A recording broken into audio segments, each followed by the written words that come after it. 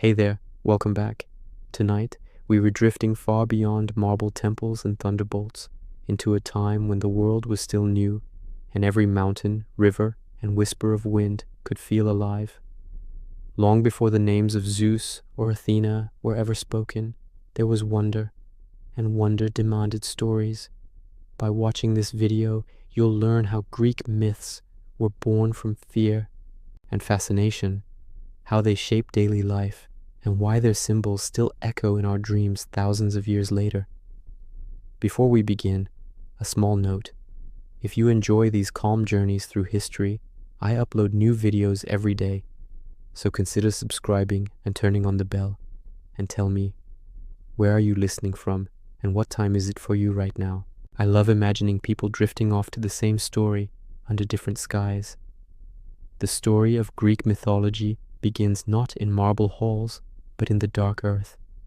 Around the fires of prehistoric Greece, small groups of farmers and sailors gathered to explain what they could not control: the harvest, the storm, the trembling of the ground beneath them. When the sea raged, it must have been a spirit's anger. When lightning split a tree, surely a god was near. Myth was not fantasy, it was survival, a way of naming chaos.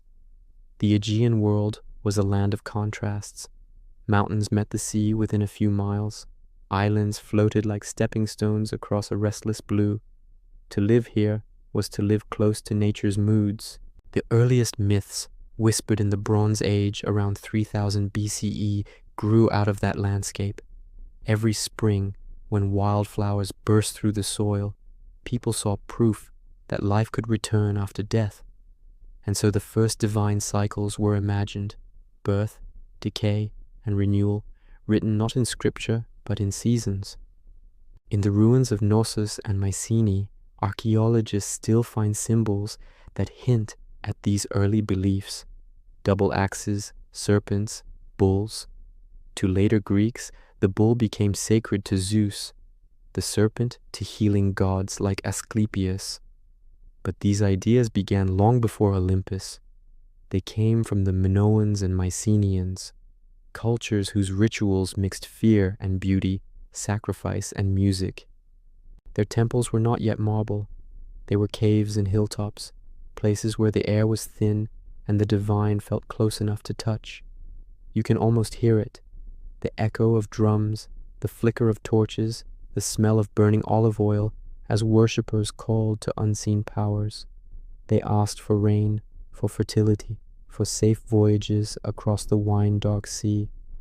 From these prayers, myths took shape, each story a bridge between humanity and the unknowable. As centuries passed, these tales became more complex. Local spirits turned into named deities: a storm god in Crete, a sky father in Thessaly, a mother goddess in Arcadia. All began to merge through trade and migration. By the time of the Dark Ages, after the collapse of Mycenaean palaces, the stories had scattered like seeds. But they did not die. They traveled in song, kept alive by poets who carried memory through the silence of history. When writing finally returned to Greece around the 8th century BCE, those memories reawakened in words. The theogony of Hesiod would later gather them, tracing the universe from chaos to cosmos. But beneath his verses lay voices older than writing itself. To the Greeks, myth was never fiction. It was truth told through metaphor, a living map of existence. The gods they imagined were not distant. They walked among mortals, fell in love, grew jealous, and made mistakes. Unlike the perfect deities of later faiths, the Greek gods reflected the people who dreamed them: flawed, passionate, unpredictable. That was their power. They made the divine human and the human divine. Even the way myths were told mattered. They were sung in symposia, whispered by mothers, dramatized in amphitheaters. Through them, children learned what their elders feared to say outright: that life was fragile, that beauty demanded balance, that pride could summon ruin. Each tale carried a moral woven not through commandments, but through consequence. As you listen, imagine the night sky above ancient Greece, endless and glittering, the constellations already filled with stories. There, Perseus still holds the head of Medusa, Orion still hunts, Cassiopeia still sits upon her throne, proud and eternal. The Greeks turned the heavens into a mirror of human fate, a reminder that every choice left a trace among the stars. In these earliest myths, we see the beginning of something timeless, the attempt to make sense of being alive. Myth gave the Greeks not just entertainment, but identity. It offered explanation where science could not yet reach, and comfort where reason could not yet speak. When a fisherman prayed to Poseidon before casting his net, or a farmer thanked Demeter for the harvest, he was not performing a superstition. He was maintaining a conversation that had begun with the dawn of humanity. Over time, these conversations would grow louder, richer, more contradictory. New gods would rise, empires would shape them, philosophers would question them, and artists would immortalize them. But the pulse of it all, the reason stories were told at all, began here, with the whisper of wind in olive branches and the shimmer of moonlight over the Aegean. It was here that people first imagined the possibility that the world had a heart. Part 2. Children of Chaos. Before the poets of Greece gave names to their gods, there was only a word: chaos. Not the noise of battle or the disorder of a storm, but something older and quieter, a vast emptiness from which all things would someday emerge. In the beginning, the Greeks imagined there was neither light nor darkness, neither sky nor sea, only an endless yawning gap, silent and alive. Out of that silence came form. Gaia, the earth, unfolded herself like a breath made visible. Then came Tartarus, the deep pit beneath her roots, Eros, the impulse of creation, and Erebus and Nyx, darkness and night. Each of these first beings was not yet a personality, but a principle, a force of nature turned into story. To speak their names was to give structure to mystery. Imagine the early storytellers trying to explain the origin of everything. They had no telescopes, no equations, only observation and awe. The earth beneath their feet was Gaia. The abyss into which the sun sank each evening was Tartarus. The flicker of dawn was Eros stirring the heavens to life. In this way, myth began to turn nature into narrative, a sacred translation between what was seen and what was felt. Soon, Gaia gave birth to Uranus, the sky, who arched over her in glittering majesty. Together, they brought forth mountains, seas, and the first divine race, the Titans. But even in these earliest stories, harmony was fragile. Uranus, fearing the strength of his children, hid them deep within the earth. Gaia, aching with pain and rage, conspired with her youngest Titan, Cronus, to overthrow him. And so began the first act of rebellion in the Greek imagination, the idea that even gods could fall. When Cronus struck his father with a sickle forged of flint, the blood that fell upon Gaia gave birth to new beings, the giants, the Furies, and from the sea's foam, Aphrodite would one day rise. Violence and beauty, creation and destruction, all intertwined. The Greeks did not imagine a universe of moral clarity. Their cosmos was born from conflict, and that conflict would echo forever through their myths. Every generation of gods repeated the pattern. A ruler rises, grows proud, and is overthrown by a younger force. Cronus, fearful of his own children, devoured them whole, a gruesome image that still haunts the mind. But his wife, Rhea, hid their youngest son, Zeus, in a cave on Crete. There, hidden among goat herders and the rustle of cypresses, the future king of Olympus learned the rhythms of power and patience. When he was grown, he forced Cronus to vomit up his swallowed children. And so began the war of the Titans. For 10 years the heavens trembled. Thunder and fire consumed the world. The Titanomachy, as the Greeks called it, was more than a mythic war. It was the imagination attempt to explain the order of things. The old, rooted forces of the earth, the Titans, stood against the quick, luminous powers of the sky, the Olympians. When Zeus finally triumphed, hurling his thunderbolts from Mount Olympus, the world was remade. Chaos had birthed structure, time had found its ruler, but beneath the grandeur of this tale lies something profoundly human. The Greeks used myth to process the same cycles that rule every life: birth and decay, dominance and decline, the rebellion of sons against fathers. In their gods, they saw themselves writ large. Even the immortals were trapped in the same patterns of fear and ambition. Power, they understood, was never stable, only borrowed for a while. The myth of Chaos and the Titans also carried a quiet philosophical truth. The Greeks believed that the world was not created for humans, but alongside them. Humanity was not the center of existence, merely one thread woven into a larger tapestry. The gods came first, and even they were bound by forces older than themselves, by fate, by necessity, by the rhythm of time. When poets like Hesiod later set these tales to verse, they were doing more than storytelling. They were building a moral universe, one in which even the divine must answer to balance. If Gaia represented the enduring stability of nature, Uranus represented the distant, unyielding mind of the heavens. Their conflict symbolized the eternal tension between matter and spirit, between the tangible and the abstract. Through these cosmic dramas, the Greeks began to explore questions that would later become philosophy. What is justice? What is destiny? What makes order possible? In sanctuaries across Greece, small offerings of clay and bronze still whisper the echoes of this belief. Farmers prayed to Gaia for fertile soil. Sailors offered to Poseidon, who had inherited the sea from the Titans. To them, these were not contradictory ideas. Chaos had not vanished. It simply wore new faces. The divine world remained as unpredictable and layered as life itself. As you imagine the night sky of ancient Crete, the constellations shimmer like fragments of these old stories. Zeus's victory may have brought order, but it also left scars. Titans chained beneath mountains, storms rumbling like ancient memory. Even peace, the Greeks knew, carries the weight of what came before.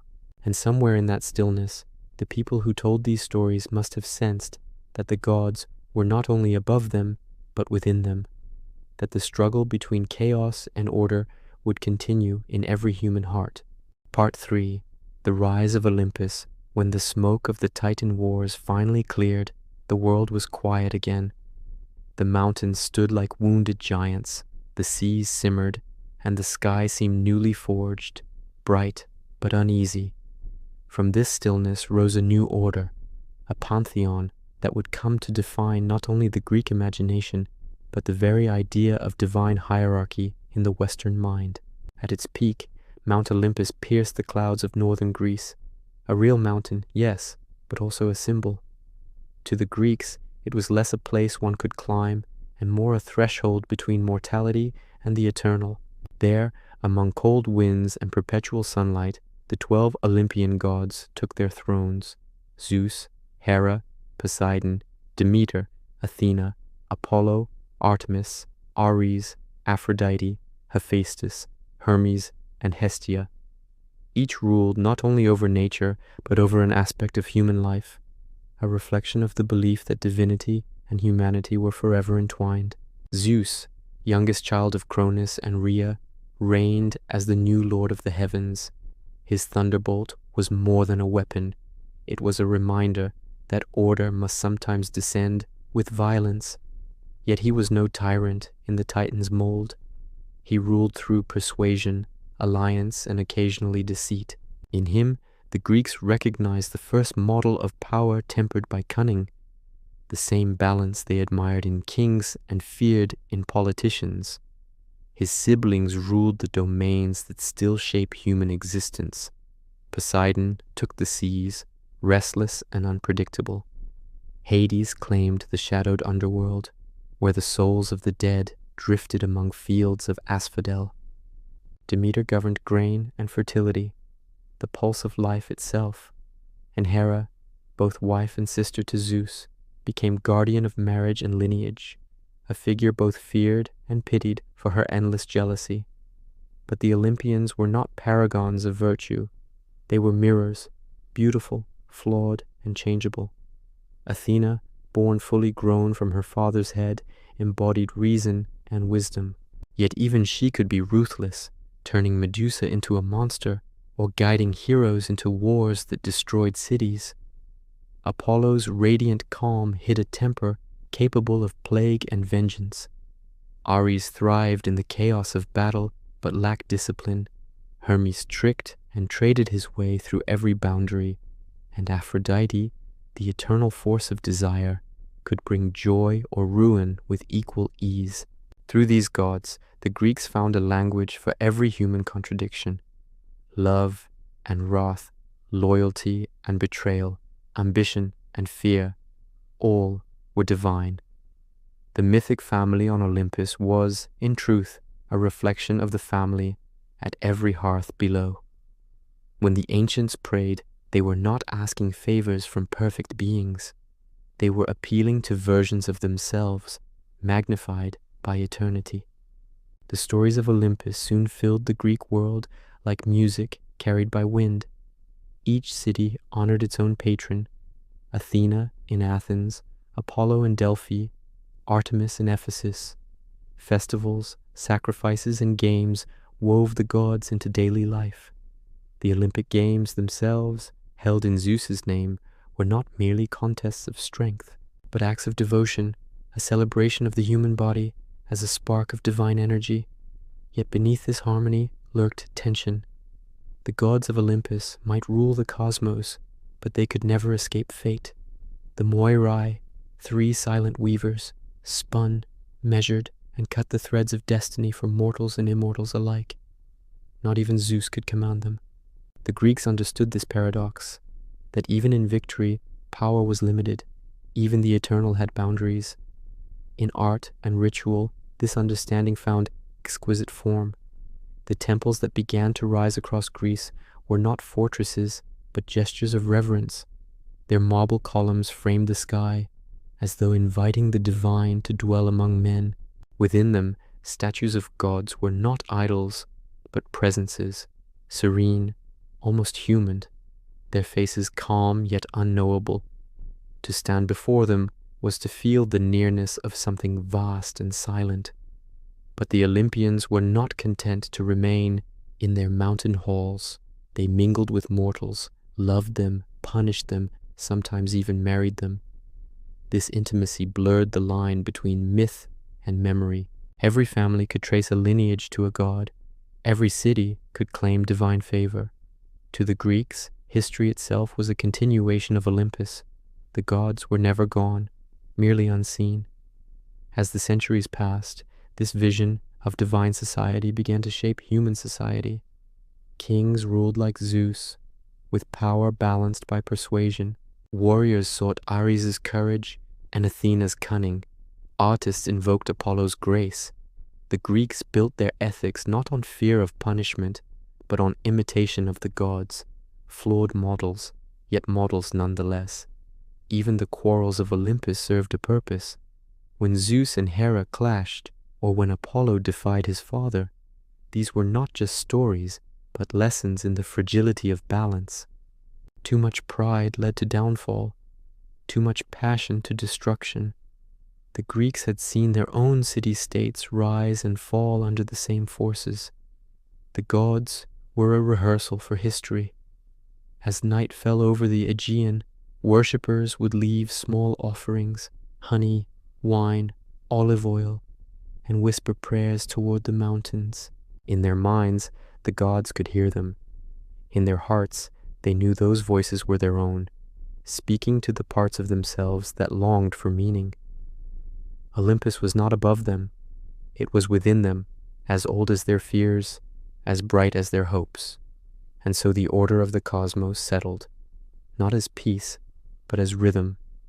Storm followed calm, joy followed sorrow, and beneath it all, the gods watched, reflecting humanity back upon itself. The world was no longer ruled by chaos or titans. It now belonged to stories. and those stories would endure longer than marble or empire. Part 4. Threads of Fate. Long before the philosophers debated free will, the Greeks had already woven their answer into a story, a quiet, unsettling one. In the high halls of Olympus, where laughter and thunder mingled, even the gods lowered their eyes before three shadowed figures, the Moirai, the Fates. They were not rulers, but reminders. They did not speak often, but their presence was enough to make even Zeus hesitate. For in the Greek imagination, destiny was not written in the stars. It was spun, measured, and cut by unseen hands. The first was Clotho, who spun the thread of life from the distaff of possibility. The second, Lachesis, measured its length, tracing the joys and sorrows allotted to each being. The third, Atropos, carried the shears that would one day end the line. Together, they embodied a truth that Greeks felt deeply, that life, no matter how glorious, was finite, and that accepting this finitude gave it meaning. To the people of ancient Greece, fate, Moira, was not simply doom, it was order. In a world ruled by unpredictable gods, the fates represented something colder, purer, and beyond appeal. Zeus might hurl his thunderbolt, Poseidon might drown a fleet, but both were bound by the threads the Moirae had already set in motion.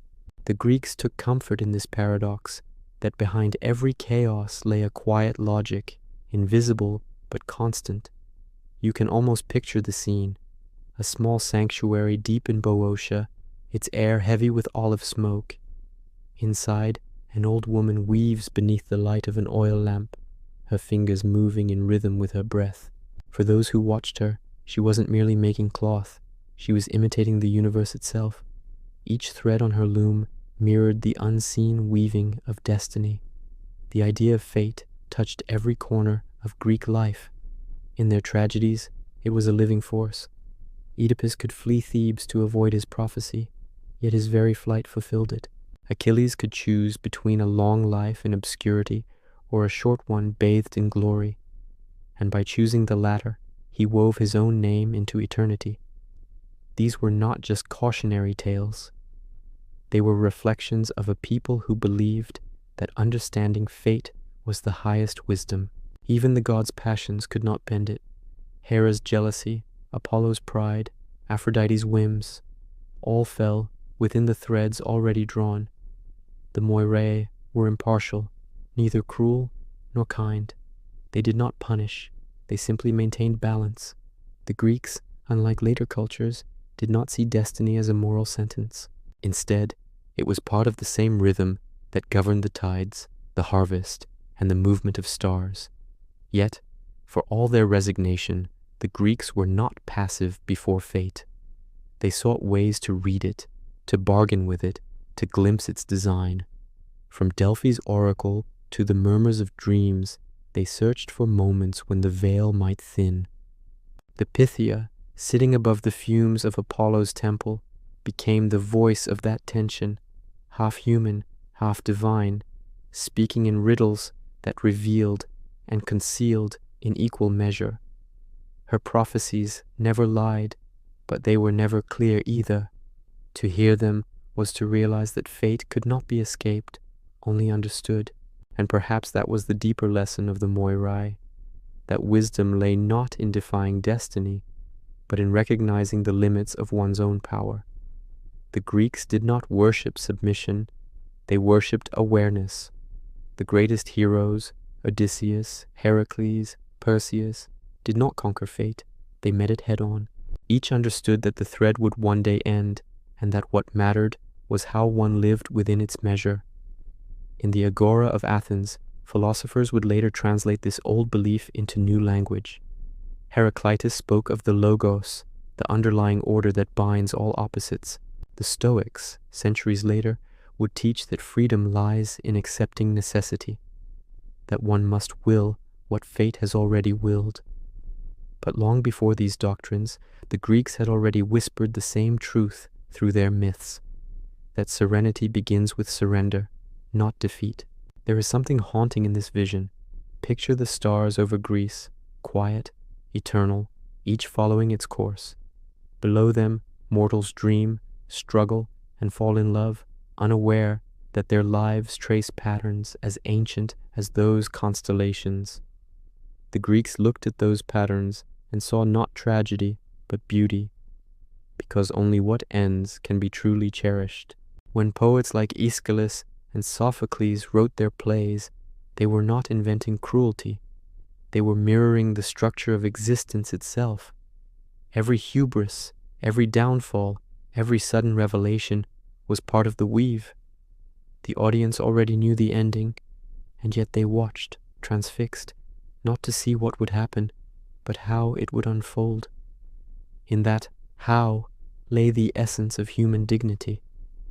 And perhaps, sitting in those stone theaters beneath the open sky, they felt something the modern world has mostly forgotten. That fate is not the enemy of freedom, but its frame. Without limits, nothing has meaning. Without endings, nothing can begin. The fates were not there to frighten the Greeks, but to remind them that life itself was a gift measured by time.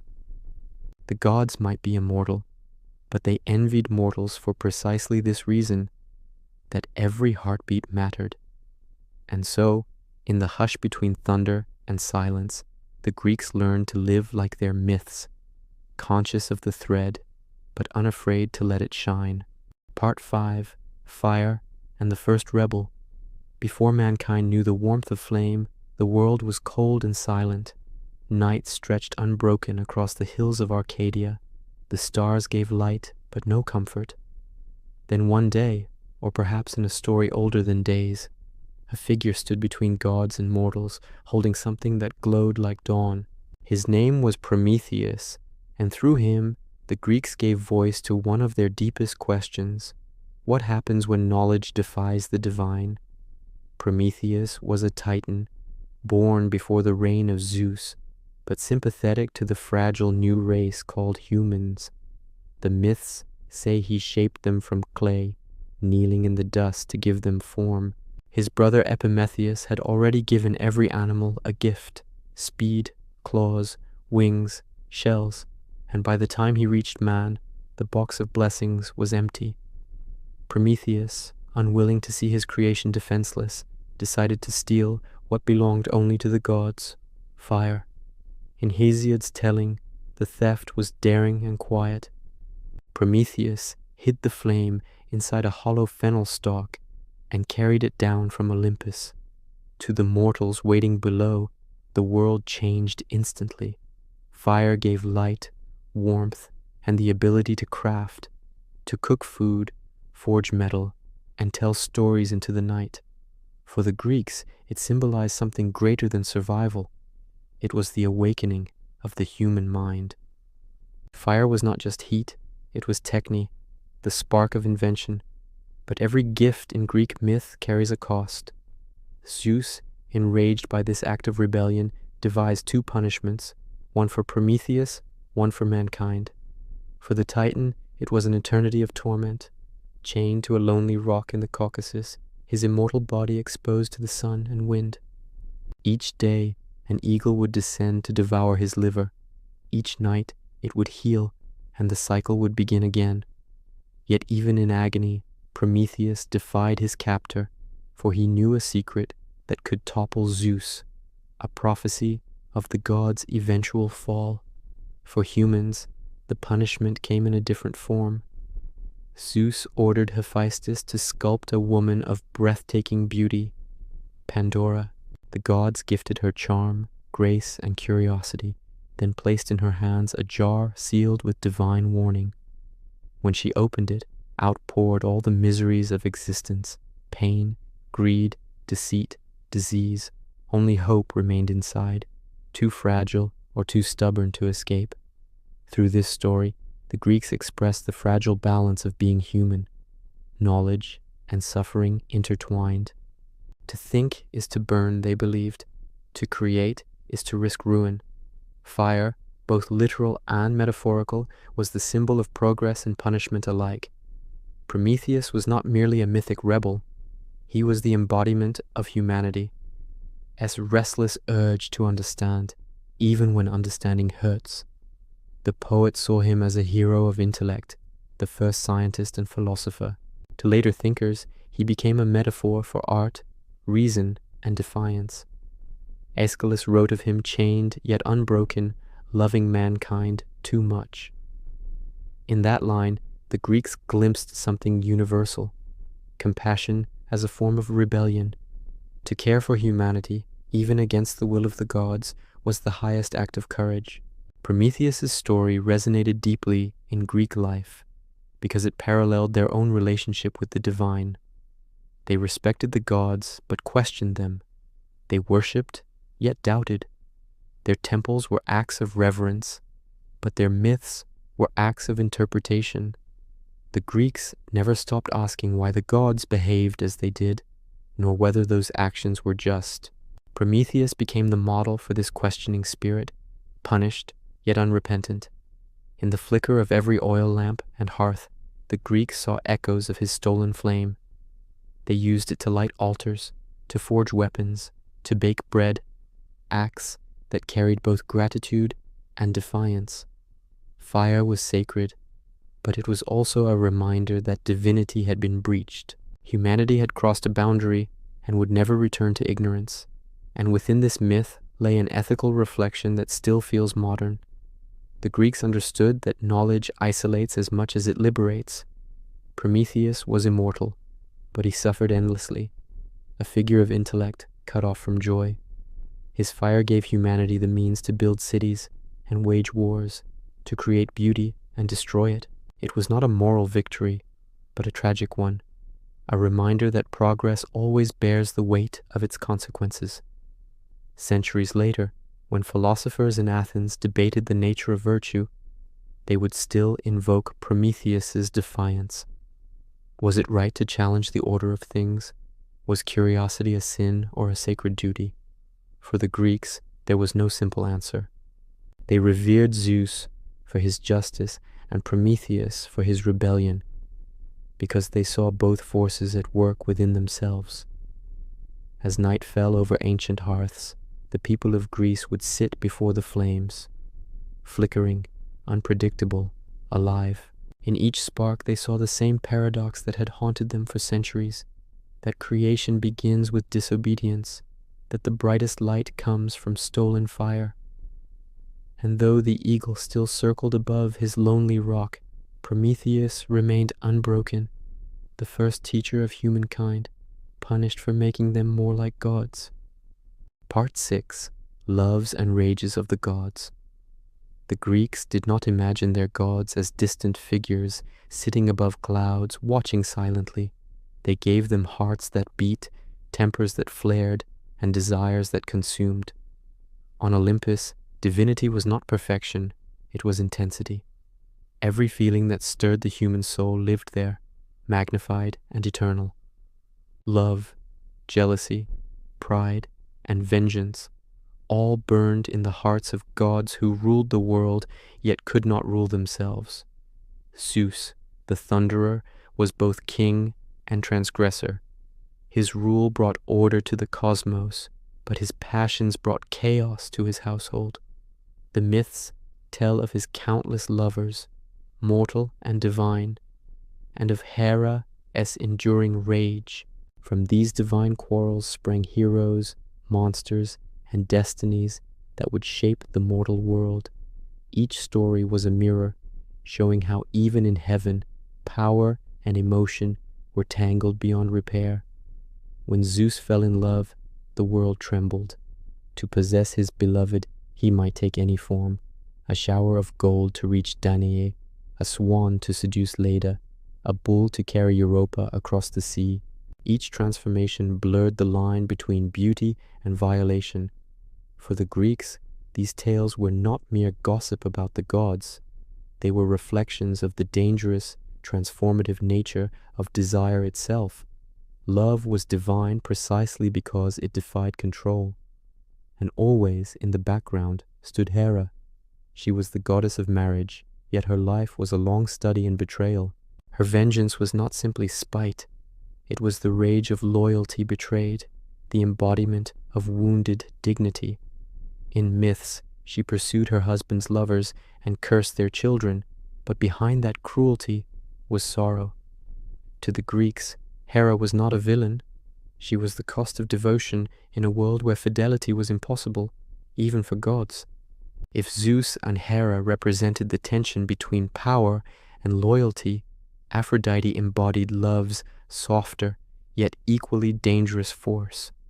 Born from the sea foam that rose around Uranus's severed body, she carried in her being both tenderness and destruction. She could make gods forget their vows, heroes abandon their quests, cities collapse in beauty's wake. To the Greeks, love was not gentle, it was divine madness, a blessing that could just as easily ruin. The myth of Aphrodite and Ares captures this duality. Love and war, two primal forces bound together in secrecy and passion. While Ares reveled in bloodshed, Aphrodite softened him, yet neither could change the other's nature. When their affair was exposed by Hephaestus, Aphrodite's husband, the gods laughed, not because they found it trivial, but because it revealed the truth they all shared. None were immune to desire's humiliation. Ares himself fascinated the Greeks. They worshipped him with caution, never trust. He represented the chaos of war, not its glory. His bloodlust terrified even his divine kin. But in contrast stood Athena, also a goddess of war, yet of its wisdom, its strategy. Where Ares charged blindly, Athena planned, guiding heroes like Odysseus and Perseus with reason instead of rage. The Greeks saw in the two of them the eternal battle between impulse and intellect, both necessary, both dangerous. And then there was Dionysus, the god of wine, theater, and ecstasy, the divine embodiment of release. In his worship, boundaries dissolved. His followers danced through the night, shedding reason and shame alike. To join his rites was to taste freedom, but also madness. For the Greeks, Dionysus represented a truth their culture could never fully embrace nor deny, that civilization is always haunted by the wildness it tries to suppress. The loves and rages of the gods shaped more than myth. They shaped how Greeks understood themselves. When they quarreled, people saw reflections of their own households. When they wept, they offered permission to grieve. When they loved, they reminded mortals that passion was not a flaw, but a fundamental law of the universe. The divine was human magnified, capable of cruelty, tenderness, and contradiction in equal measure. In temples and poems alike, these gods were not moral examples. They were emotional landscapes, vast, volatile, alive. To tell their stories was to map the geography of the human soul. The Greeks believed that to honor the gods was to acknowledge those forces within oneself. The spark of Ares when anger rose, the whisper of Aphrodite in the heart's longing, the wisdom of Athena in moments of clarity. You can imagine the world as they did, the sea gleaming under Helios's chariot, the air trembling with unseen laughter from Olympus, the scent of incense curling through the marble porticos. Each moment of joy or pain, they believed, was a touch from the gods, not punishment or favor, but participation. To live passionately was to live in harmony with the divine. Yet beneath that beauty lingered a quiet warning. Even gods were bound by emotion, and emotion, left unchecked, could bring ruin. From divine jealousy would soon spring tragedy, from forbidden love, the seeds of war. For in the Greek imagination, no joy was pure, and no grief unearned. The same passions that gave the world life would also set it aflame. Part 7. Heroes between gods and men. The Greeks believed that the distance between gods and mortals was not as wide as it seemed. Sometimes a single heartbeat could bridge it. Out of divine love or anger, humans were born who carried the strength of both worlds, beings too powerful for men, too flawed for Olympus. They were called heroes, and through them, the Greeks explored what it meant to live in the shadow of the divine. In myth, Heroes were not saints or saviors. They were reminders of how greatness and ruin often walk side by side. Each carried a spark of the god's light, but each also bore the weight of human desire, pride, and suffering. To the Greeks, their stories were not about triumph, but about struggle, the long, painful climb toward meaning. Among the earliest of these was Perseus, son of Zeus, and the mortal Danae. His tale began with prophecy, a warning that Danae, says child, would one day kill her father. To prevent this, the king locked her away in a bronze chamber. But even walls could not keep out the will of gods. Zeus entered as a shower of gold, and Perseus was born. Later, cast into the sea with his mother, he would grow to slay the Gorgon Medusa, whose gaze turned men to stone. But it was not brute strength that made him heroic. It was cunning and grace. With Athena's mirrored shield and Hermes' winged sandals, Perseus defeated the monster by reflection, not confrontation. In him, the Greeks saw intelligence as sacred as courage. Then came Heracles, mightiest of mortals. Born from Zeus's union with Alcmene, he was destined for both glory and torment. Hera's wrath pursued him from birth, driving him to madness that led him to kill his own wife and children, a tragedy that would define his life. Seeking redemption, he undertook the 12 labors, tasks so impossible that they seemed designed to break him. Yet each ordeal, slaying the Nemean lion, cleaning the Augean stables, capturing Cerberus, transformed him. Heracles became not just a warrior, but a symbol of endurance.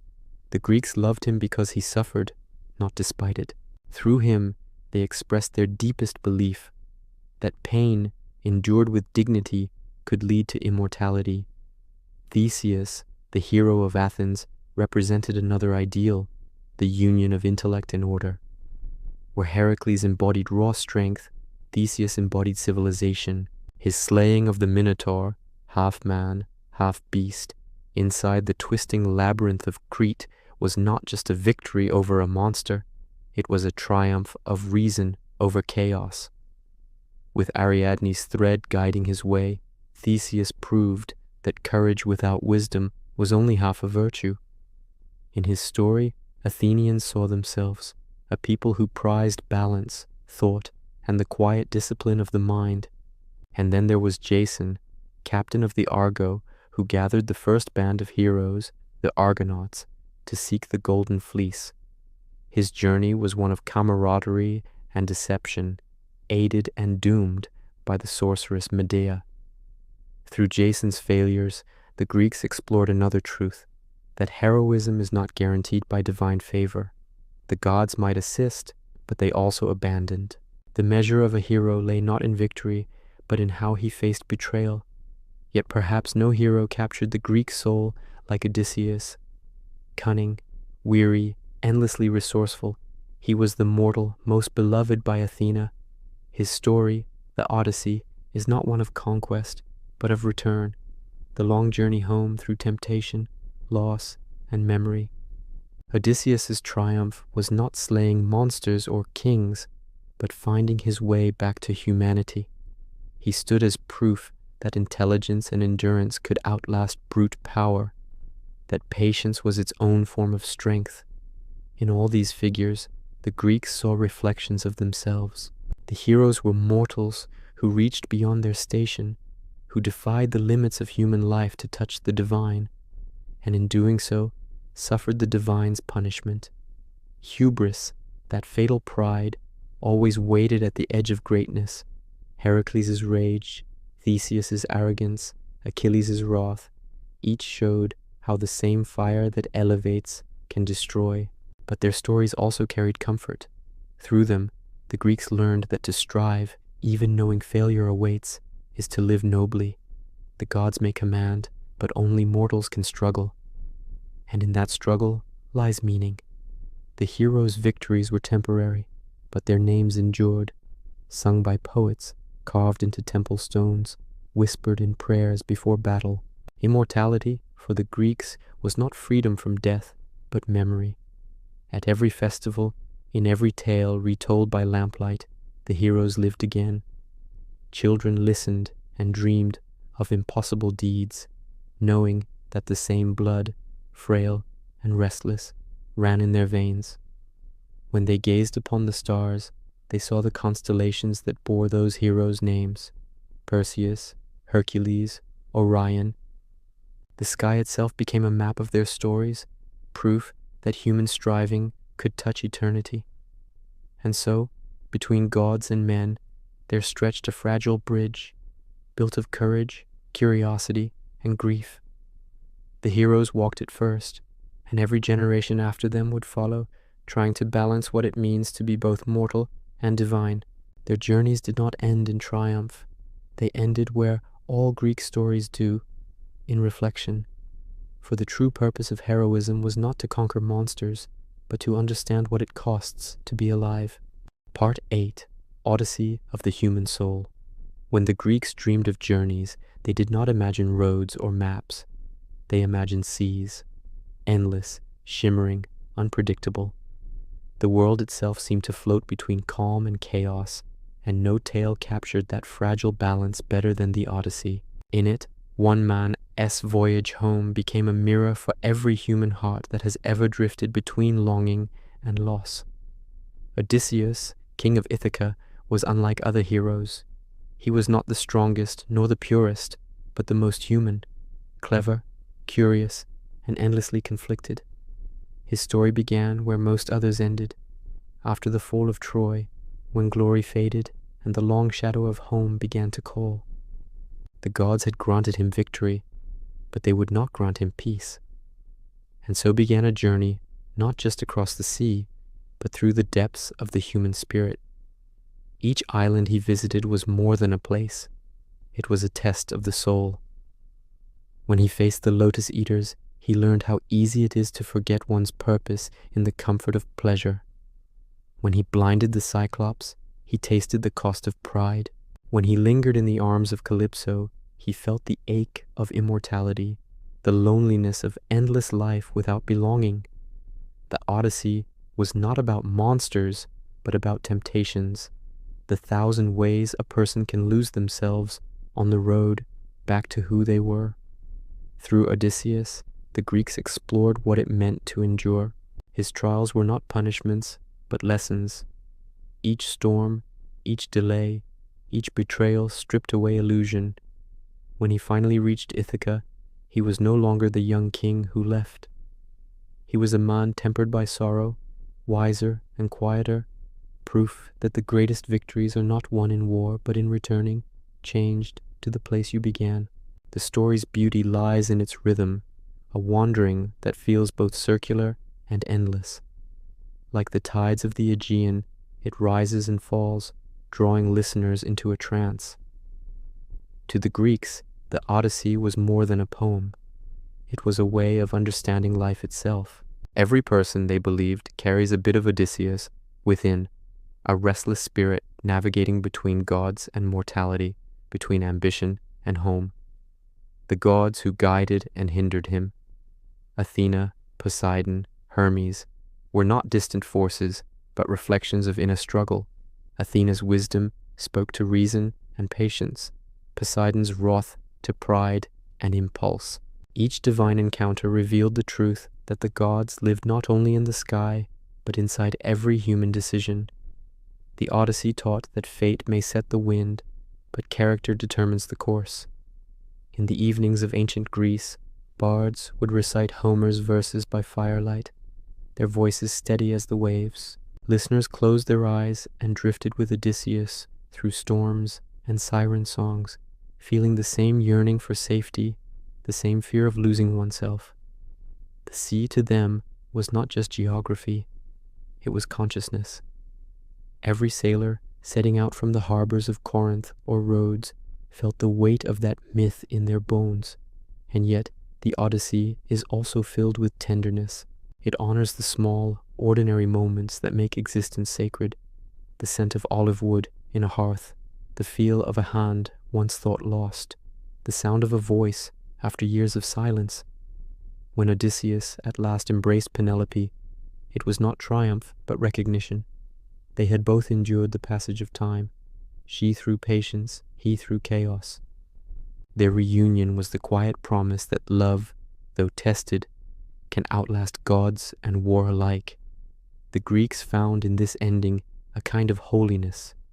It was not the divine love of perfection, but the mortal love of persistence. To them, a hero was not someone who never strayed, but someone who returned, weary but unbroken. Odysseus was a reminder that life's meaning is found not in conquest, but in memory, in the act of coming home again and again to what truly matters. Beyond its story, the Odyssey also shaped Greek philosophy and art. Its themes of curiosity, resilience, and restraint echoed through centuries. Later poets would see in Odysseus the prototype of humanity itself, flawed, searching, never content to rest. His journey inspired the Stoics to speak of inner voyages, and later thinkers, from Virgil to Dante, would trace his shadow across their own landscapes of longing. To this day, the word Odyssey carries that ancient resonance. It means more than travel. It means transformation. Every generation, in its own way, rewrites his path, from the soldier returning home to the dreamer seeking purpose, from the scientist defying mystery to the artist chasing truth. The myth endures because it speaks to something eternal, the need to find meaning in motion. And so, when you think of the Greek myths, remember that they are not frozen in marble. They move like the sea. The Odyssey lives not in books, but in every person who has ever left something behind and dared to return. For in the end, Odysseus's voyage was never about reaching Ithaca. It was about discovering that every homecoming is also a beginning, a moment when the soul, weary and wiser, finds its way back to itself. Part 9. Echoes of Hubris. Every myth the Greeks told carried a quiet warning beneath its beauty, that no one, not even a god, could escape the weight of excess. They had a word for it, hubris. It meant pride so vast, it tried to rival the divine. To them, this was not merely arrogance, it was blindness, the moment when a mortal forgot the fragile limits that define humanity. Hubris was the heartbeat of tragedy, the thread that bound countless tales together. It whispered through the downfall of kings and echoed in the cries of heroes who reached too high. In a world ruled by unpredictable gods, humility was safety, and forgetfulness of that rule brought ruin. The Greeks did not fear punishment as much as they feared imbalance. To defy order was to invite unraveling, and every story that followed proved it. One of the earliest echoes of hubris came from the skies. Icarus, the boy with waxen wings, flew beside his father, Daedalus, escaping the labyrinth of Crete. Daedalus warned him, "Fly neither too high nor too low." But Icarus, intoxicated by freedom, rose toward the sun. The wax melted, and he fell, his body swallowed by the sea. To the Greeks, it was not a tale of failure, but of beauty's danger. The desire to soar, to transcend one's station, was noble, but even nobility had to bow before balance. Then came Narcissus, the youth of impossible beauty, who gazed into a pool and fell in love with his own reflection. Unable to look away, he withered beside the water, his body transforming into the flower that bears his name. The story spoke not of vanity alone, but of self-absorption, of turning inward until the world disappears. The Greeks saw in him a warning to love wisely, to recognize oneself without being consumed by the image. Another voice in the chorus of hubris was Oedipus, the king who sought to outwit fate. Told that he would one day kill his father and marry his mother, he fled his homeland to avoid the prophecy, and in doing so, fulfilled it. His tragedy was not cruelty, but irony. The Greeks believed that the attempt to master destiny often leads one straight into its hands. Oedipus's story was the mirror of human reason, brilliant, relentless, and doomed to discover truths it cannot bear. hubris did not belong to mortals alone. The gods themselves were guilty of it. Zeus's infidelities, Hera's vengeance, Ares's fury, each mirrored the excesses they condemned. Through such contradictions, the Greeks acknowledged an uncomfortable truth, that the divine was not immune to folly, and that perhaps it was folly itself that made the gods so recognizably human. In their tragedies, playwrights like Sophocles and Euripides turned hubris into philosophy. On the stone steps of open-air theaters, thousands gathered under the sun to watch heroes fall. The experience was not entertainment, but purification, catharsis. Through pity and fear, the audience purged their own arrogance. They left reminded that suffering was not always punishment, but revelation. To know oneself was to stand at the edge of understanding and accept what lay beyond. Even architecture carried this warning. The temple of Apollo at Delphi bore an inscription carved in stone, "Know thyself." It was not a call to self-esteem, but to humility, a reminder that knowledge without reverence becomes destruction.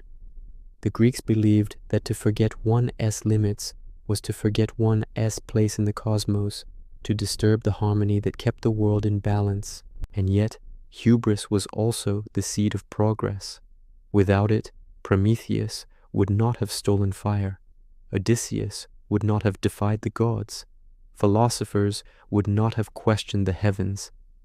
The Greeks understood this paradox, that pride could both elevate and undo. To live wisely was to walk the thin line between courage and overreach, ambition and ruin. You can almost hear their stories murmured in the ruins of their theaters, the echo of choruses, warning, pleading, "Remember you are mortal."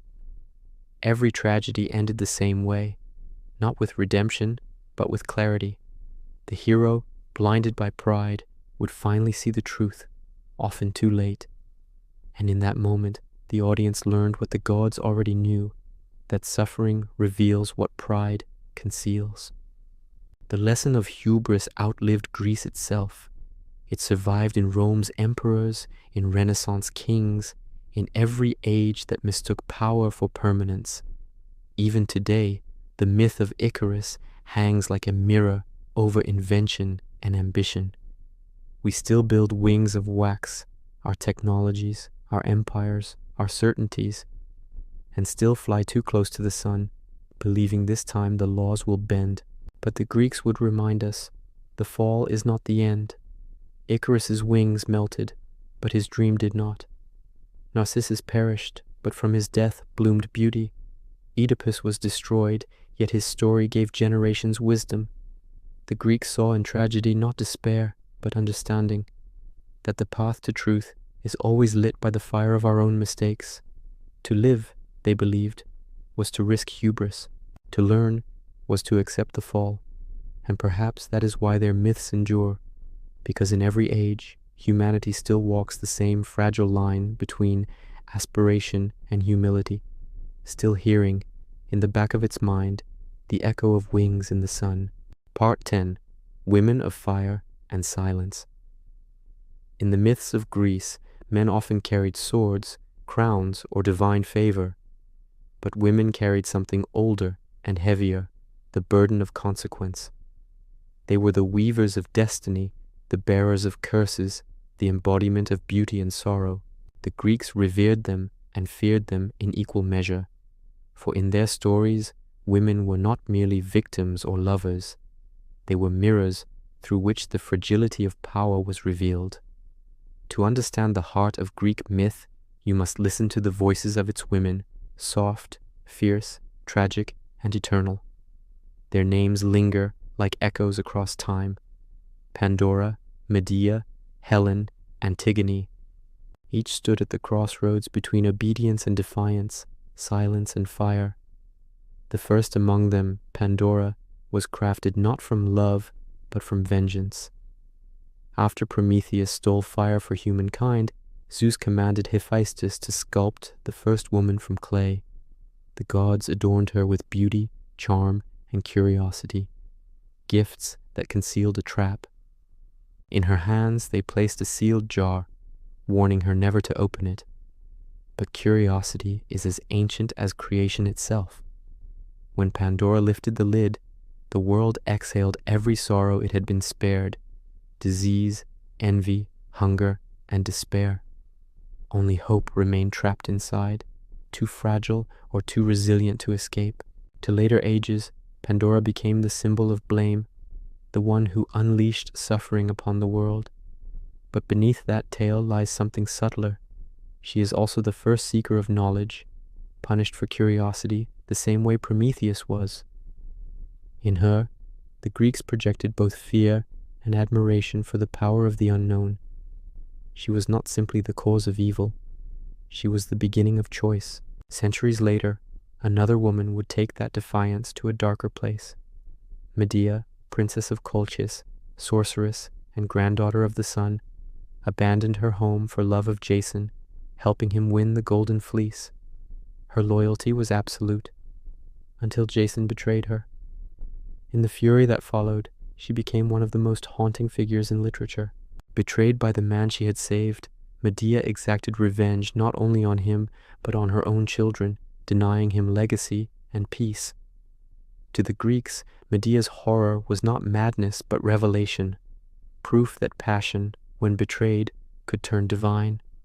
She stood outside morality, a woman who refused to suffer quietly. Euripides, who gave her voice on stage, made audiences tremble, not at her crimes, but at her clarity. Medea spoke truths that society preferred to silence, that women, denied justice, could become the instruments of it. Then there was Helen of Troy, the face that launched 1,000 ships. Her beauty, given by the gods and envied by mortals, became both weapon and curse. Abducted or eloped, the myths differ, she became the spark of the Trojan War, the embodiment of desire's devastation. Yet Helen was more symbol than sinner. In her, the Greeks saw the dangerous power of beauty itself, how it could command armies and shatter empires. She did not choose to be divine, yet she bore the consequences of divinity. In art and poetry, Helen was never entirely condemned. Her beauty was not evil but fateful, a force beyond morality. To the poets, she represented the eternal paradox, that what draws us toward perfection can also destroy us. She was Aphrodite's daughter in spirit, radiant and untouchable, reminding all who looked upon her that love and ruin share the same face. Finally, there was Antigone, daughter of Oedipus, a mortal who defied kings, not gods. When the ruler Creon forbade the burial of her brother, she refused, choosing divine law over human decree. Her punishment was death, but her defiance made her immortal. Antigone's story became the cornerstone of Greek ethics, the conflict between duty to the state and duty to the soul. Her courage was quiet, steadfast, and without glory. She acted not from pride, but from conscience. Through her, the Greeks articulated something profound, that justice is not always obedience, and virtue is not always rewarded. In her silence, as she descended into her tomb, she carried the dignity of all who stand alone before power. To hear her story was to confront one's own measure of courage. These women, Pandora, Medea, Helen, Antigone, were not exceptions in myth. They were its spine. They revealed the emotional depth of a culture often imagined as masculine and rational. Through them, the Greeks explored the tension between creation and destruction, love and vengeance, obedience and revolt. Unlike the gods, they did not command storms or earthquakes. Their power lay in emotion, in the ability to turn the invisible into fate. When Medea burned with rage, when Antigone refused to bow, when Helen wept for Troy, they embodied forces as vast as Zeus's thunderbolt. They showed that the divine could reside not only in the sky, but in the human heart. And in their silence, for Greek art often left women voiceless, there is a kind of echo, soft but unending. It is the sound of restraint, of centuries listening to what cannot be spoken aloud. Yet the story survived, whispered by poets, carved into vases, kept alive by generations of women who saw themselves reflected in those ancient faces. In the end, the women of Greek myth remind us that creation and destruction are twin fires. Pandora's curiosity, Medea's fury, Helen's beauty, Antigone's conviction, each is a spark that reshapes the world. The Greeks, who feared chaos and revered order, could never quite decide whether to worship or to warn. Perhaps they understood that both were necessary, that in the quiet defiance of a single woman lies the heartbeat of all civilization. Part 11, From Ritual to Reason. For centuries, Greece lived through its myths. People prayed to the gods for rain, built temples of marble and cedar, and filled their nights with songs of heroes and divine lovers. The gods were not distant figures. They were the air, the harvest, the thunder. But something began to change. Slowly, quietly, the Greeks started to ask questions that myth alone could not answer. Why does lightning strike? Why does the sea rage? Why do the stars move as they do? The answers were no longer enough when told as stories of divine moods. A new kind of curiosity stirred, a wish to understand the world not through worship, but through reason.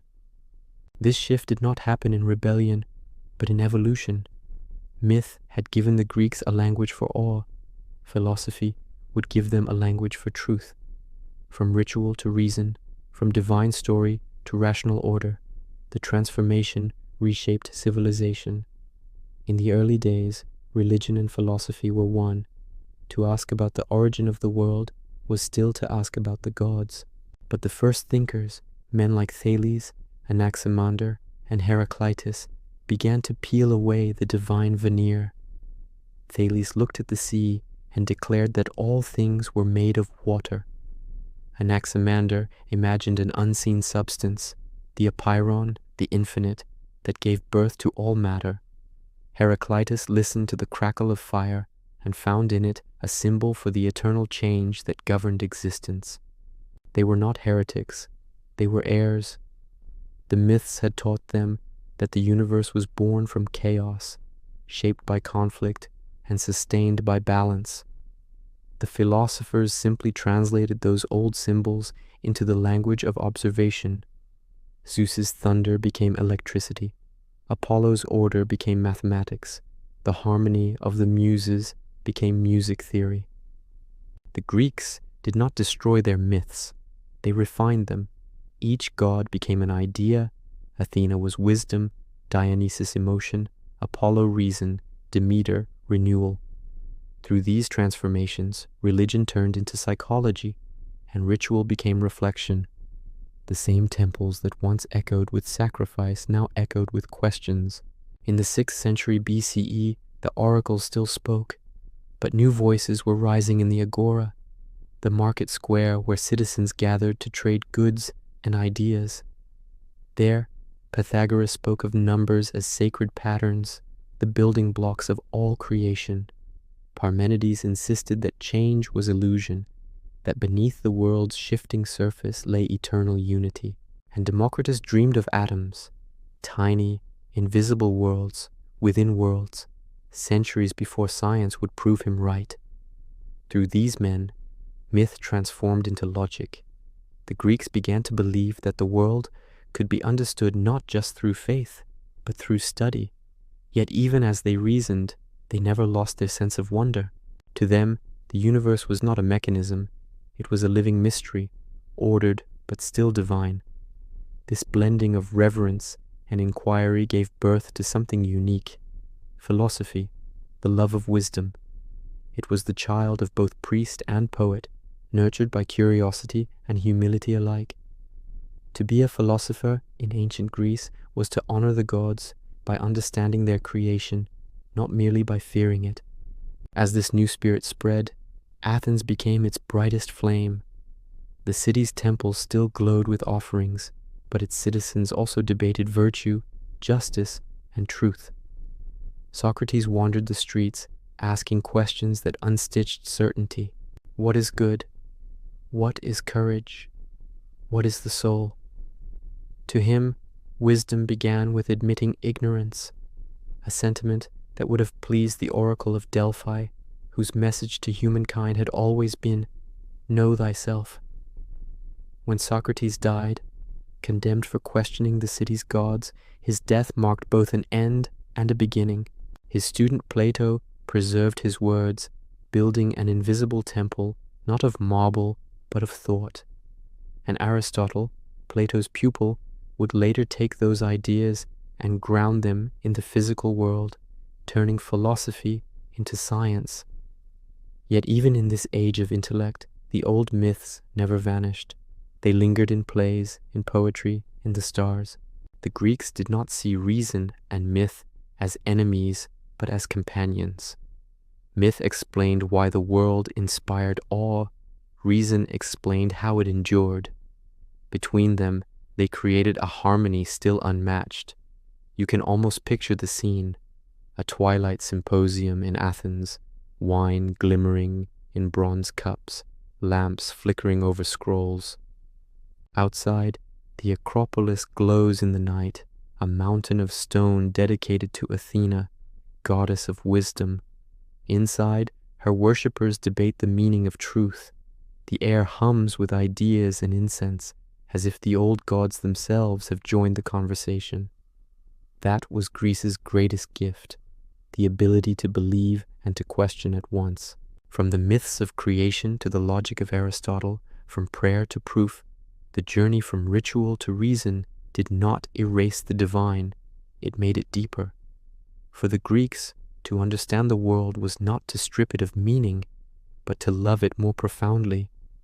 The thunder no longer came from Zeus, yet it still echoed with awe. Part 12. Rome's borrowed gods. When Greece began to fade, its gods did not die. They simply changed their names. Across the western seas, in a city built on 7 hills, another civilization rose, hungrier, harder, more practical than the Greeks, yet quietly in awe of their grace. The Romans inherited roads and weapons from their ancestors, but their imagination, that came from Greece. At first, Rome's gods were humble and faceless. They belonged to fields and fires, to boundaries and harvests. Each act of daily life had its spirit. Janus for doorways, Vesta for the hearth, Terminus for stone markers between lands. They were not storytellers, they were caretakers. The Roman religion was a network of contracts, not poetry, a constant exchange of duty for favor, sacrifice for protection. But when Rome conquered Greece, it discovered something intoxicating, a religion that spoke not in rules but in stories, temples filled with statues of marble gods unlike anything they had known, beautiful, flawed, human. The Romans, practical as ever, did not destroy these gods. They adopted them. Zeus became Jupiter, Hera became Juno, Athena turned to Minerva, Ares to Mars, Aphrodite to Venus. Olympus was reborn on Roman soil, the same heavens seen through Latin eyes. Yet something subtle changed in the translation. The Greek gods had been personalities. The Roman gods became symbols of empire. Jupiter no longer hurled thunder for love or wrath alone. He upheld law and destiny. Mars, once a figure of chaos and bloodlust, became the disciplined guardian of legions. Venus turned from capricious lover to divine mother, ancestor of Rome itself through her son, Aeneas. It was in Virgil's Aeneid that this transformation found its voice. The poet reshaped Homer's wandering Odysseus into Aeneas, a man not of curiosity, but of duty. His journey was not to return home, but to found one. Through him, the Romans recast heroism, no longer defiance of fate, but submission to it. To endure for the greater good became the highest virtue. This was the genius of Rome, to take Greece's myths and repurpose them for empire. Where the Greeks had sought meaning, the Romans sought order. Where the Greeks prized tragedy, the Romans prized destiny. The gods became instruments of statecraft, woven into the banners and speeches of generals. Jupiter blessed conquest, Mars sanctified war, and the divine twins Romulus and Remus stood as symbols of Rome's eternal beginning, still the poetry remained. Sculptors carved marble that rivaled the grace of Athens. Philosophers like Seneca and Cicero studied Greek reason and draped it in Roman discipline. Even emperors, claiming descent from gods, surrounded themselves with myth reborn in politics. The divine no longer dwelled on mountaintops. It walked in marble forums and senate halls. Yet beneath the ceremony, the Romans never forgot the older pulse of myth, the sense that the gods were reflections of human longing. Temples dedicated to Venus still shimmered with votive offerings. Shrines to Diana still echoed with quiet prayers from mothers. For all their logic and ambition, the Romans knew what the Greeks had taught them, that reverence sustains a civilization as surely as conquest does. In time, however, that reverence began to fracture. As the empire expanded, it gathered gods from every province, Egyptian, Persian, Celtic, and folded them into its vast pantheon. Rome became a mosaic of faiths, a chorus of prayers in 100 tongues. The old gods of Olympus became one voice among many, their once bright myths dimmed by bureaucracy and distance, and yet they endured. Even when new religions began to rise, whispering of a single God, of redemption and love, the memory of the Greek and Roman pantheons lingered like light beneath the horizon. Their stories, once sacred, became metaphor. Their temples, once living, became ruins haunted by beauty. Travelers who walked among them felt not disbelief, but nostalgia, as if the marble itself still remembered prayer. When the last pagan festivals were banned, and the fires on Vesta's altar were finally extinguished, it seemed that the old world had ended. But myths have a way of surviving in disguise. The virtues of Jupiter became the moral order of heaven. Venus's tenderness became divine love. Apollo's light lived on in the search for truth and art. The names changed, but the impulses remained.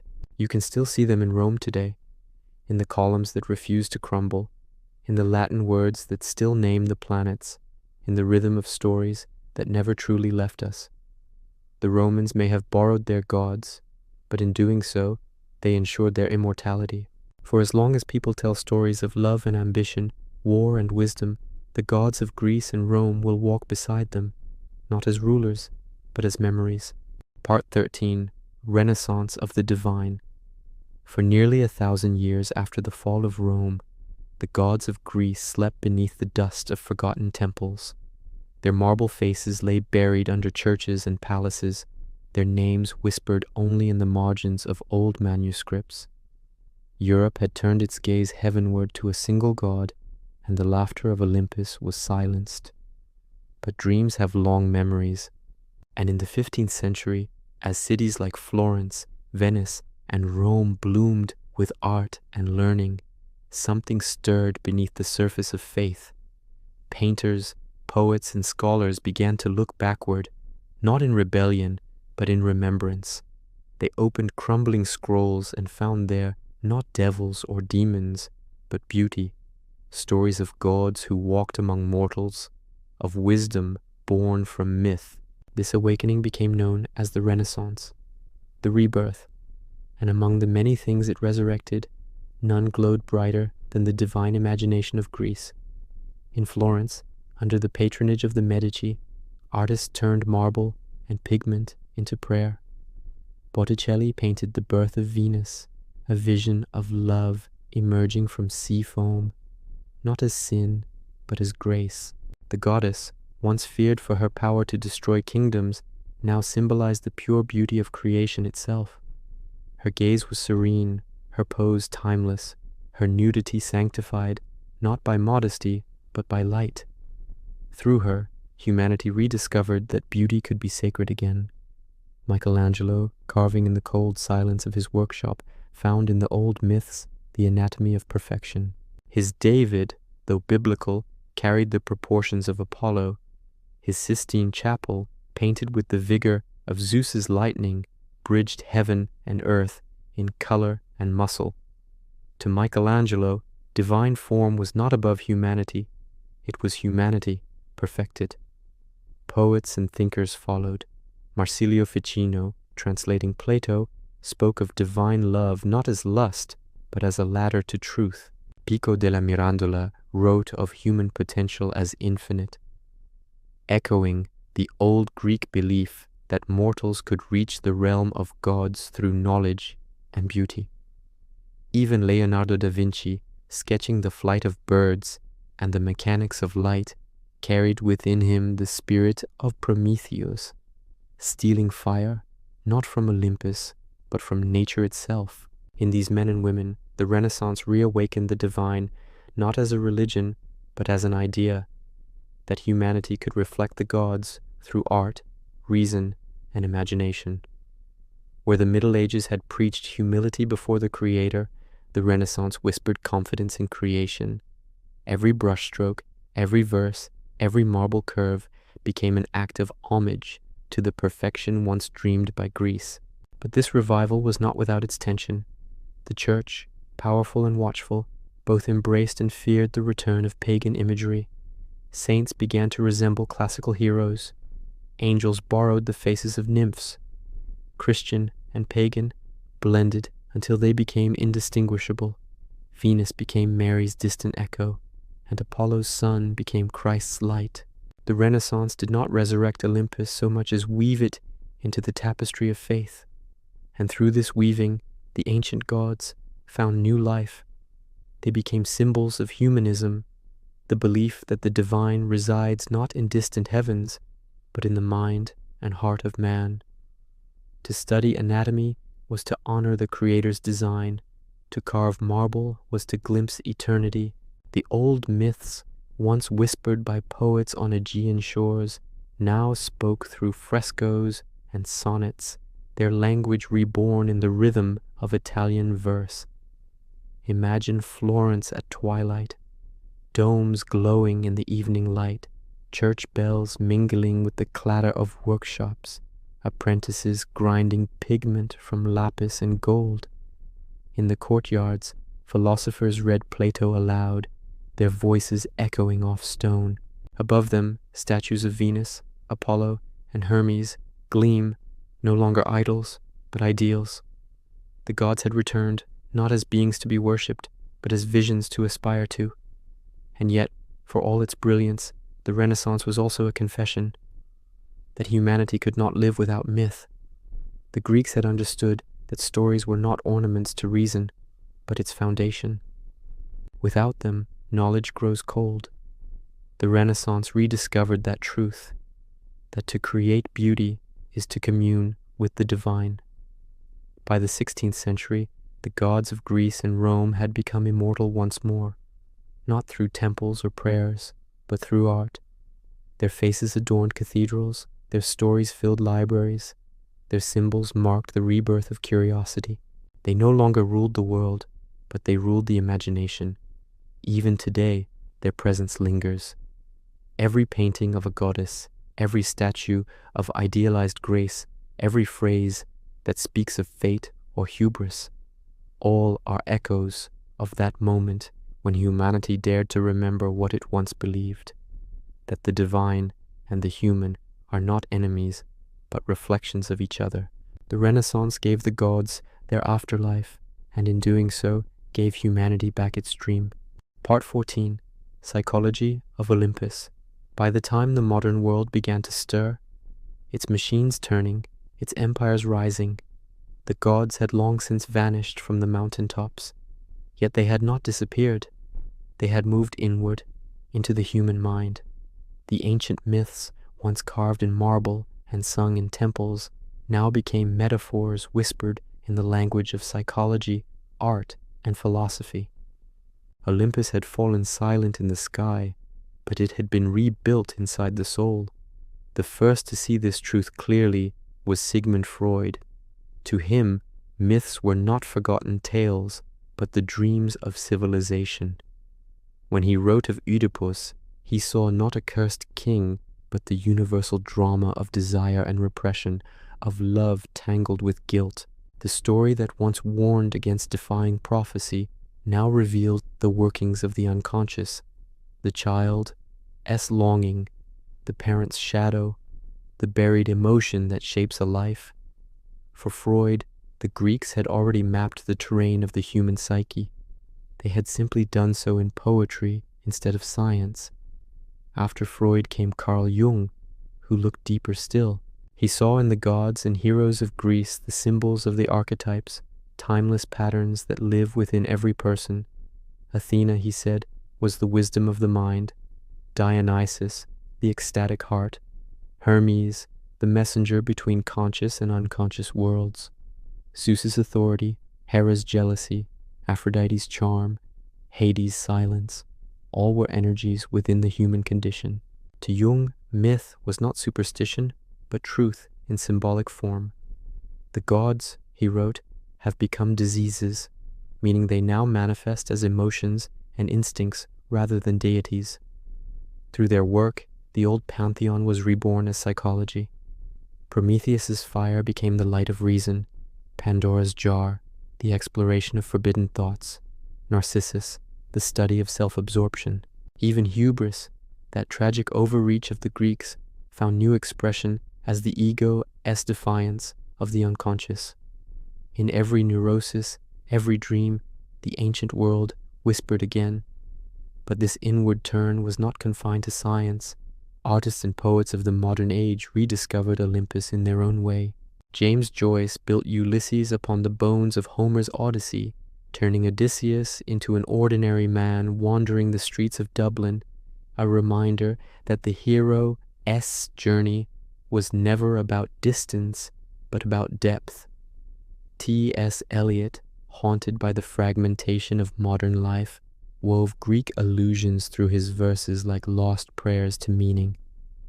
And Picasso, painting the Minotaur again and again, transformed the mythic beast into a mirror of human chaos and creation. Each of them was saying what the Greeks had always known, that myth is not the past. It is a language for what cannot be spoken. The gods, once external powers, now lived in metaphor, in the clash between reason and emotion, restraint and abandon, consciousness and dream. Even cinema, that modern oracle, became a new form of myth-making. Heroes on screen repeat the same archetypes: the chosen one, the tragic savior, the wandering seeker. Athena's wisdom reappears in scientists and strategists, Aphrodite's allure in the femme fatale, Ares' fury in every soldier and avenger. Beneath the digital glow, the old patterns continue, proof that human storytelling has never escaped Olympus, only disguised it. Philosophers, too, found themselves drawn back to Greece. Nietzsche, writing in the 19th century, saw in the tension between Apollo and Dionysus the essence of existence itself, the balance between order and ecstasy, reason and chaos. Civilization, he said, needed both, the sculptor's calm hand and the dancer's wild step. Too much Apollo, and life becomes sterile; too much Dionysus, and it collapses into madness. The Greeks had understood this long before philosophy had a name for it. In the modern age, this insight has never truly faded. Psychologists speak of integration, philosophers of balance, artists of inspiration, all echoes of that same eternal conversation between the human and the divine. When a scientist risks discovery, when a poet reaches for the unsayable, when an individual faces the contradictions within their own heart, they are, in a sense, reenacting the myths of old. Prometheus lives in the researcher's ambition, Icarus in the artist's daring, Persephone in the soul's journey between light and shadow. The mythic imagination has simply changed its stage. Once it spoke in temples, now it whispers through therapy sessions, novels, symphonies, and films. The Greeks gave form to feelings that no measurement can define: desire, fear, longing, transcendence. And in doing so, they built the architecture of modern thought. If the Renaissance rediscovered the beauty of the gods, the modern world rediscovered their meaning. We no longer pray to Athena, yet we seek her counsel in every decision that demands wisdom. We no longer sacrifice to Dionysus, yet we invoke him in every moment of passion and art. We no longer fear Nemesis, yet we know instinctively when pride invites ruin. You can still sense their presence, not in the sky, but in your own reflection. When you wrestle with doubt, when you fall in love, when you dream of freedom or feel crushed by guilt, those are the old stories speaking through you. The theater of Olympus has moved behind your eyes, and perhaps that is where it was meant to be all along. Part 15, Dreams That Still Speak Night, falls over the modern world, and though the temples of marble are gone, the myths remain, softer now, like distant voices carried on wind. They no longer command worship, yet they still guide imagination. The Greeks once filled their skies with gods. We fill our screens, our art, our stories with the same timeless shapes. The names may have changed, but the dreams have not. Every age recreates Olympus in its own image. The scientists who chase new knowledge carry Prometheus's fire. The explorers who push past every boundary follow Odysseus's path. The artists who capture beauty summon Aphrodite's touch. Even our fears are ancient. The machines we build that outgrow us are our new Icarus, our new Pandora's box. The myths never ended. They evolved into the language of progress, ambition, and longing. Modern psychology gave them form in the mind, but popular culture gave them flesh once again. The gods returned disguised as heroes, rebels, and dreamers. Apollo shines in the quiet perfection of reason, while Dionysus dances in the chaos of festivals and nightlife. Athena speaks through wisdom and justice. Ares marches in the sound of armies. Even the stories we call fiction are often just new translations of myth. Star Wars retells the hero's journey. The Matrix wrestles with prophecy and choice, and every tragedy on stage or screen still echoes Oedipus's question, "Who am I, and what must I know?" The Greeks would have understood this perfectly. They never meant their myths to be history. They meant them to be mirrors, endlessly adaptable, endlessly alive. Their truth was not in accuracy, but in recognition. We see ourselves in Achilles' anger, in Helen's regret, in Persephone's duality, in Medusa's loneliness. That is why their stories endure. They were never about gods at all, but about us. Even our language carries their ghosts. We speak of Herculean tasks, of narcissism, of titanic ambition, of pandemonium. Each word is a fossilized myth, a piece of Olympus hidden in our everyday speech. To describe the world, we still borrow the Greeks' vocabulary of wonder. Their metaphors became the bones of our imagination. Yet beneath that persistence lies something deeper, the recognition that myth itself is necessary. In a world of data and machines, we still crave stories that make us feel human. The Greeks knew that reason explains the world, but myth gives it meaning. Science can tell us how lightning strikes. Only Zeus can tell us why we still fear and marvel at it. Philosophy can define virtue. Only Antigone can show us what it costs. You can still find the old gods if you look in the right places. They stand quietly in museums, their marble faces eroded but serene. They flicker in films, whisper through poems, shimmer in constellations that still bear their names. Each generation finds its own way to speak to them, not with offerings of wine, but with questions. And in return, the myths keep answering, reshaping themselves to fit our changing hearts. Perhaps that is their true divinity, not immortality, but adaptability. The gods of Greece endure because they evolve with us. They were born from fear and wonder, grew into philosophy and art, died into metaphor, and rose again as psychology, cinema, and dream. They are the memory of everything we have ever felt. So when you close your eyes at night and drift towards sleep, you are not leaving the modern world behind. You are returning to the oldest landscape of all, the imagination. There, by the faint light of Prometheus's fire, the same figures still move, Zeus's thunder murmuring in the distance, Aphrodite's laughter on the breeze, Athena's calm eyes watching from the dark. The myths are still speaking, not from Olympus, but from within you. They remind you that knowledge is sacred, that passion is dangerous, that love is both wound and healing, and that every story, no matter how new, is a retelling of the same ancient dream. Because the Greeks were right all along. The gods were never only above us. They were, and still are, the shape of our souls.